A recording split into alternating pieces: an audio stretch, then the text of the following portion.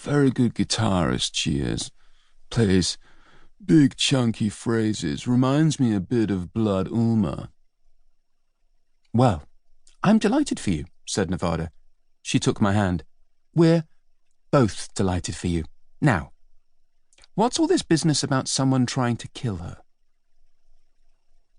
Nevada sat down with Erik in full charm mode while I made coffee.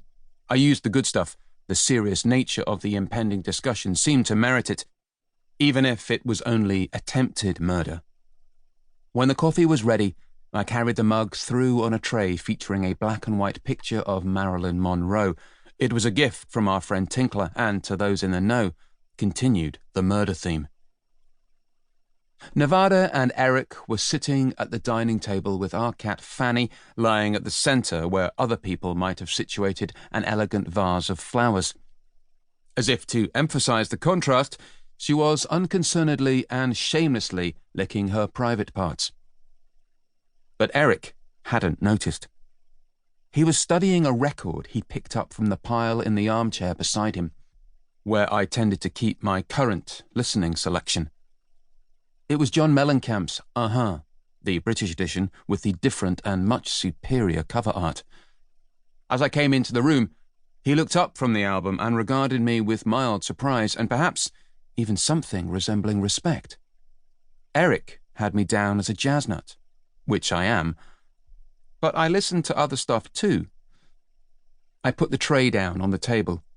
Nevada glanced at it and gave me a droll look. She got the reference all right. Then she passed Erik his mug. Fanny stopped washing herself and looked up at us attentively. Nevada peered directly into her eyes and said, "Our friend Erik is going to tell us about something terrible that has happened to his girlfriend."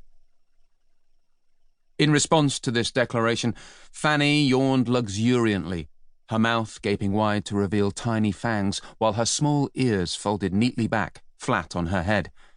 Then she jumped down from the table and disappeared under the nearest armchair. Erik didn't seem offended. He said, "The first attempt." "First?" said Nevada. "How many have there been?" Let me think." I saw a familiar stoned rock star vagueness drift into Erik's eyes, so I said, "Let's just let him tell us the story in his own way, honey." "Of course," agreed Nevada. She was all business now, perched on her chair, hands hugging one knee, listening politely and giving Erik the big eye. But he was shaking his head ruefully. "I suppose it would be easiest to get her to tell you all about it herself," he said. "To let Helene tell you all about it." "All right," I said. "When would you like to arrange that?" Erik shrugged. "Now, I guess." "Now?" "Yeah, she's out there in the car."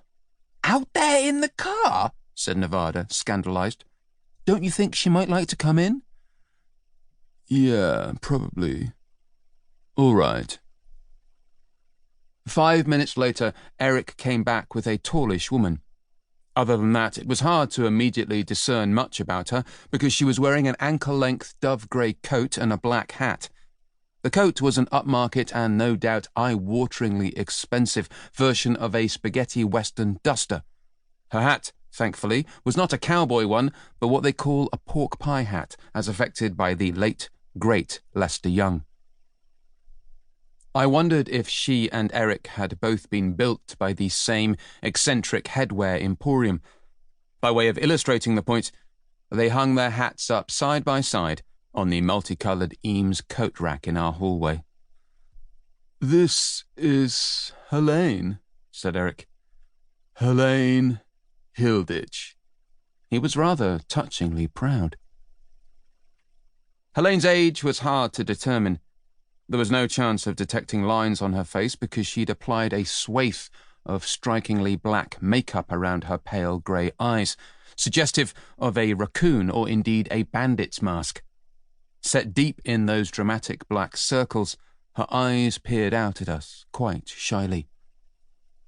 Under this theatrical disguise, Helene was clearly at least 10 years younger than Erik.